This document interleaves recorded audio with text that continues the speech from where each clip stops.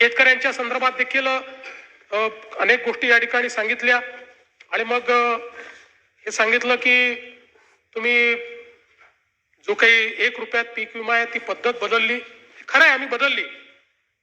तर आम्ही पहिला प्रयोग केल्यानंतर आमच्या असं लक्षात आलं की 1 रुपयात पीक विमा आहे म्हणून अनेक लोक 3-3, 4-4 ठिकाणी विमा काढत होते. बीडची केस तर आपल्याला माहिती आहे की ज्या ठिकाणी जमीनच नव्हती त्या ठिकाणचे विमे काढले गेले आणि म्हणून आपल्या असं लक्षात आलं. आणि दुसरं, ही जी काही पद्धती होती या पद्धतीमध्ये पहिल्या ट्रिगरवर 25% पैसे मिळायचे आणि त्या 25% पैसे मिळाल्यानंतर त्या शेतकऱ्याला असं वाटायचं की आता मला पूर्ण पैसे मिळणार आहे आणि मग लक्षात यायचं की सेकंड आणि थर्ड ट्रिगरच नाही आणि त्यामुळे 25%वरच त्याची बोळवण व्हायची. आणि म्हणून ही एकूण जी काही पद्धत होती ही पद्धत ट्रिगरची ही शेतकऱ्याच्या हिताची नाही हे लक्षात घेऊन आपण त्या ठिकाणी ती पद्धत बदलली. नवीन पद्धतीमध्ये आपण आलो.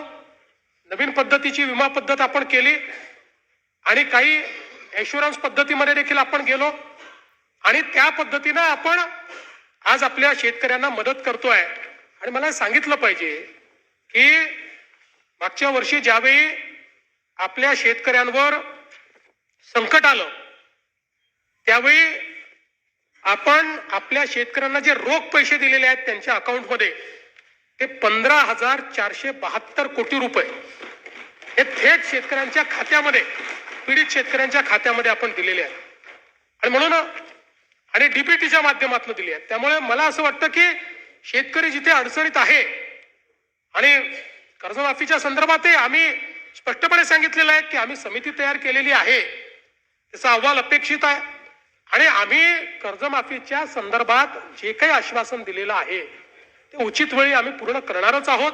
त्या संदर्भात आमचा प्रयत्न असा आहे की आपण ही कर्जमाफी देत असताना मागच्या अनेक कर्जमाफ्यांमध्ये जे आपल्या लक्षात आलं की बँका चुकीच्या पद्धतीचे अकाउंट देतात, जुने अकाउंट काढून आपल्याकडनं पैसे घेऊन घेतात.